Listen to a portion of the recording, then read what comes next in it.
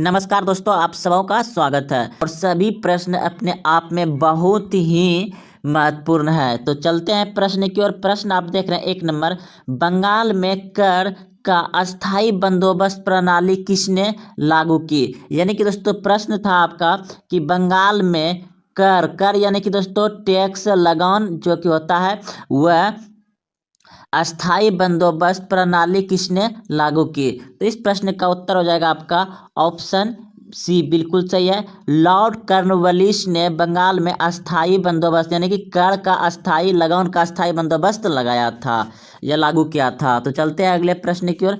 प्रश्न है 2 नंबर, भारत में आधुनिक शिक्षा का जन्मदाता किसे कहा जाता है। भारत में आधुनिक शिक्षा का जन्मदाता किसे कहा जाता है।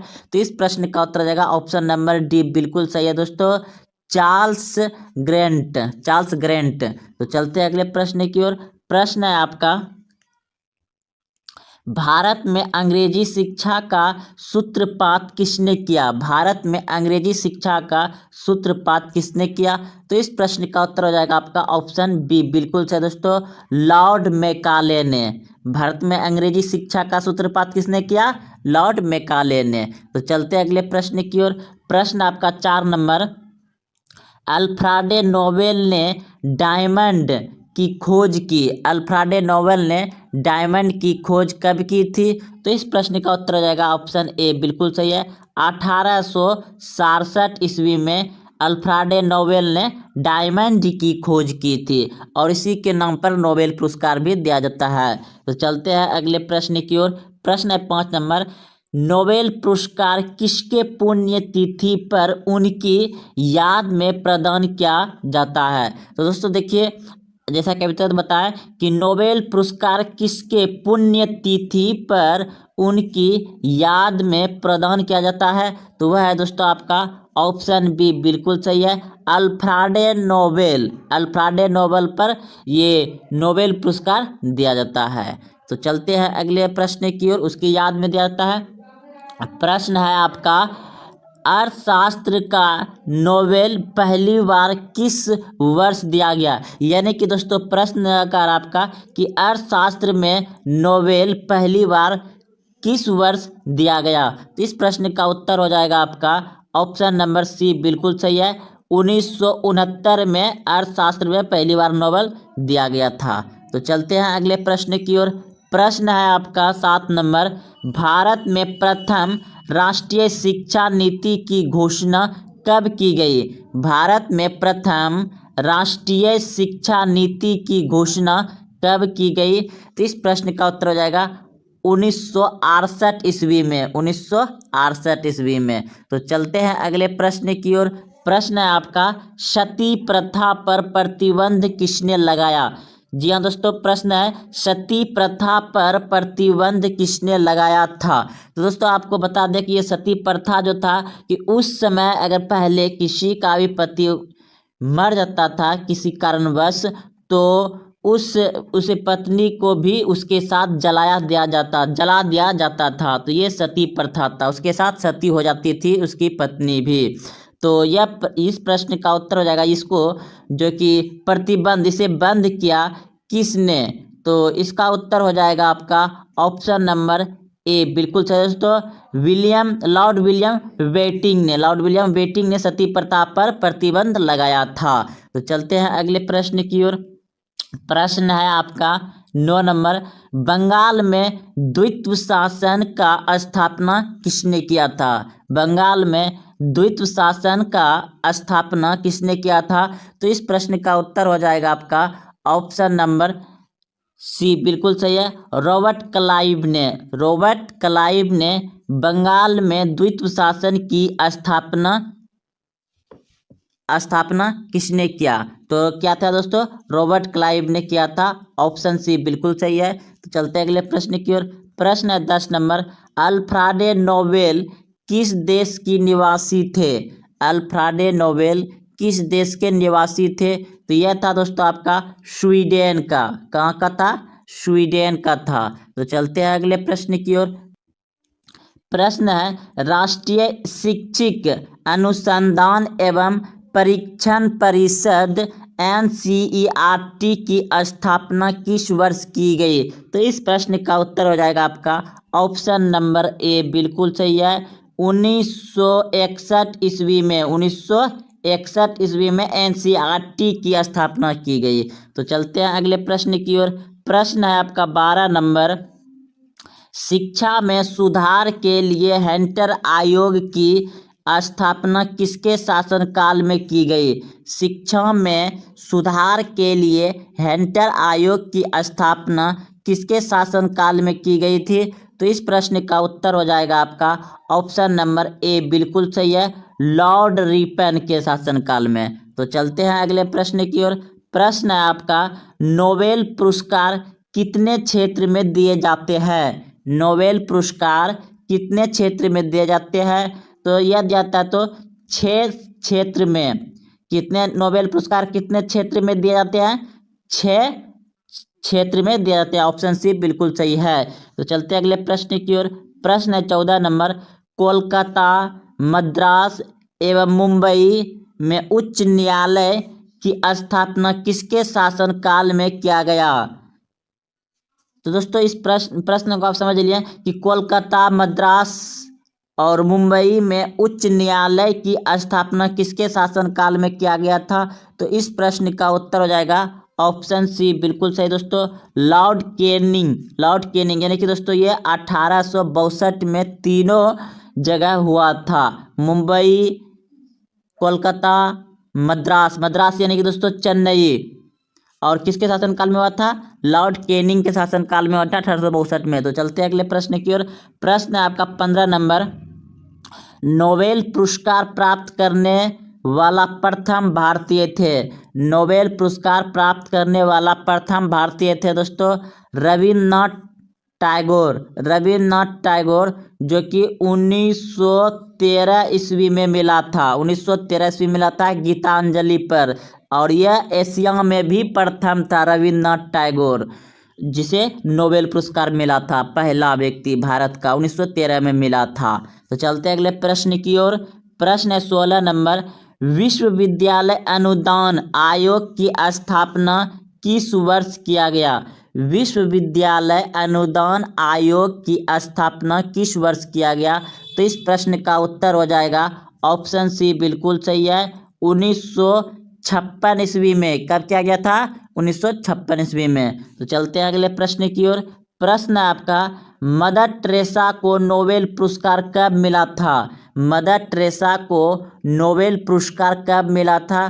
तो इस प्रश्न का उत्तर हो जाएगा 1979 में। 1979 में मदर टेरेसा को नोबेल पुरस्कार मिला था। ऑप्शन बी बिल्कुल सही है। तो चलते हैं अगले प्रश्न की ओर। प्रश्न है आपका 18 नंबर, कोलकाता में फोर्ट विलियम कॉलेज की स्थापना किसके द्वारा किया गया था?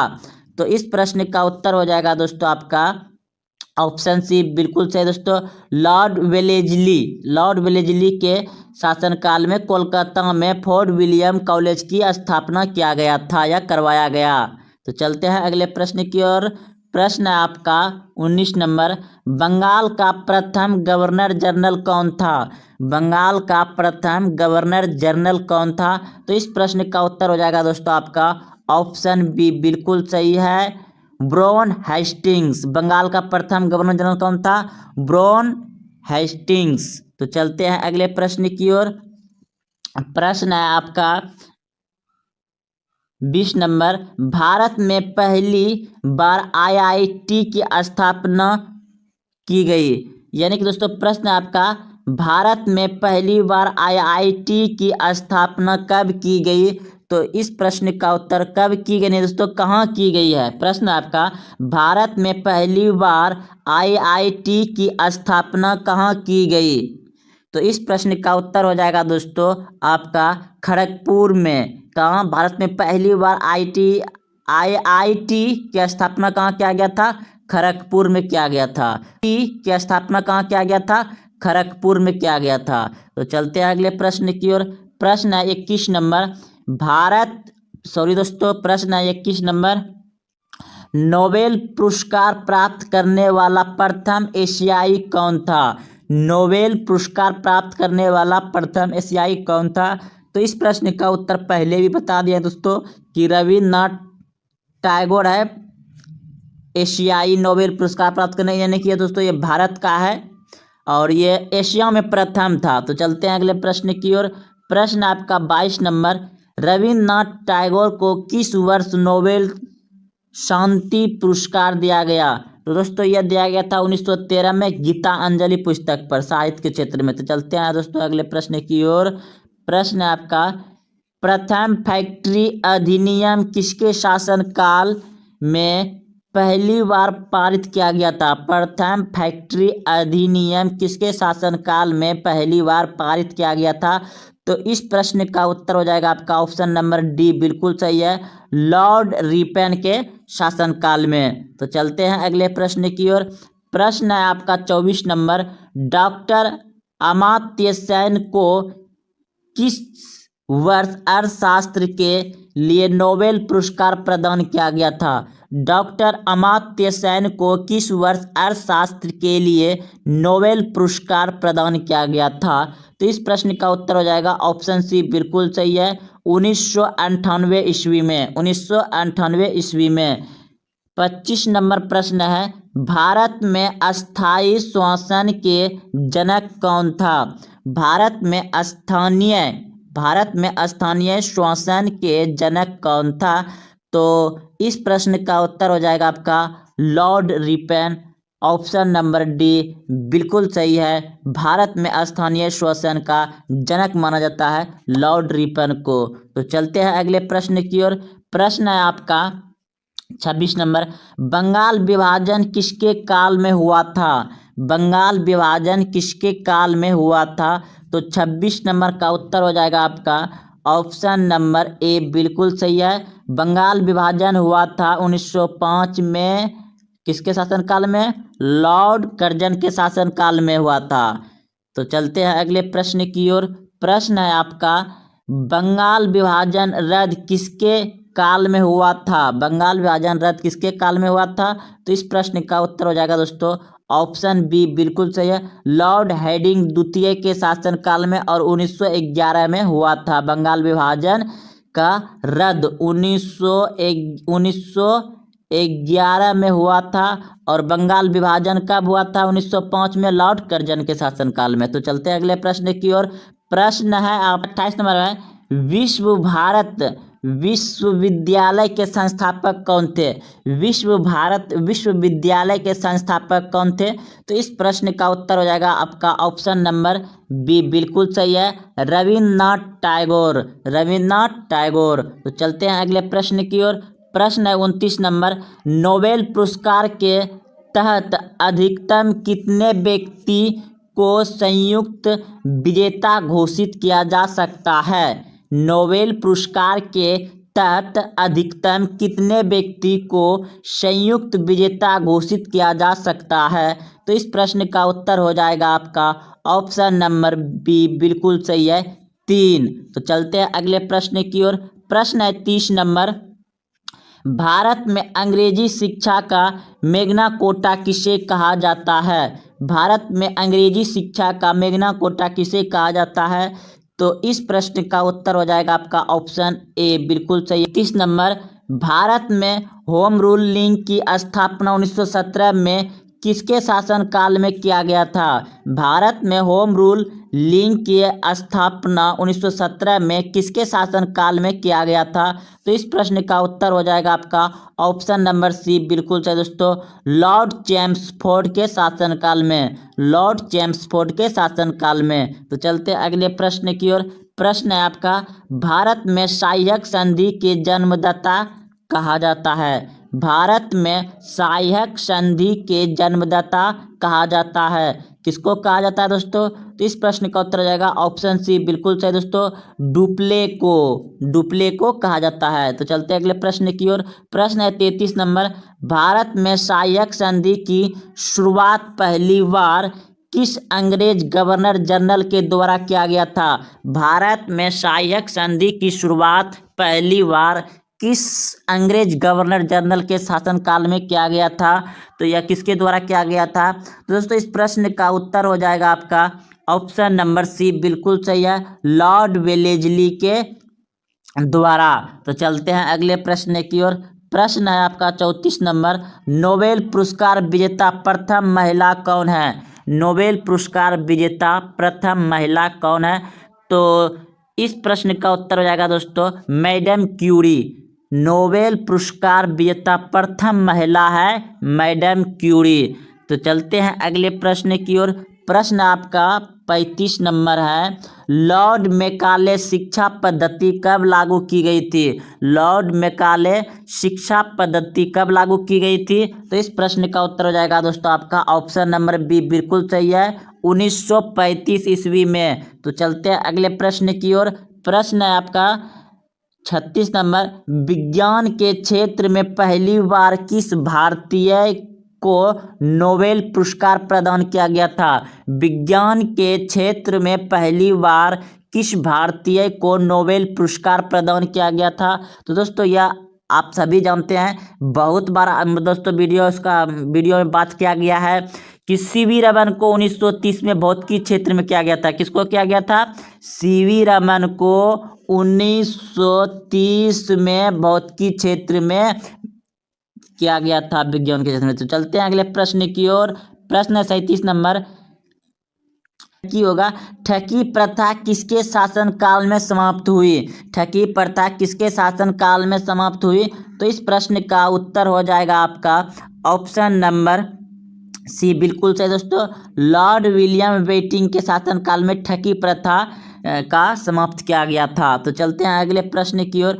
प्रश्न है आपका 38 नंबर, भारत में अंग्रेजी शिक्षा किस वर्ष लागू हुआ? भारत में अंग्रेजी शिक्षा किस वर्ष लागू हुआ? तो इस प्रश्न का उत्तर हो जाएगा ऑप्शन ए, बिल्कुल सही दोस्तों, 1835 ईस्वी में। 1835 ईस्वी में लागू हुआ। तो चलते हैं अगले प्रश्न की ओर। प्रश्न है आपका, नोबेल पुरस्कार की शुरुआत कब की गई थी? नोबेल पुरस्कार की शुरुआत कब की गई थी? तो इस प्रश्न का उत्तर हो जाएगा ऑप्शन डी, बिल्कुल सही दोस्तों, 1901 ईस्वी में नोबेल पुरस्कार की शुरुआत की गई थी। तो चलते हैं अगले प्रश्न की ओर।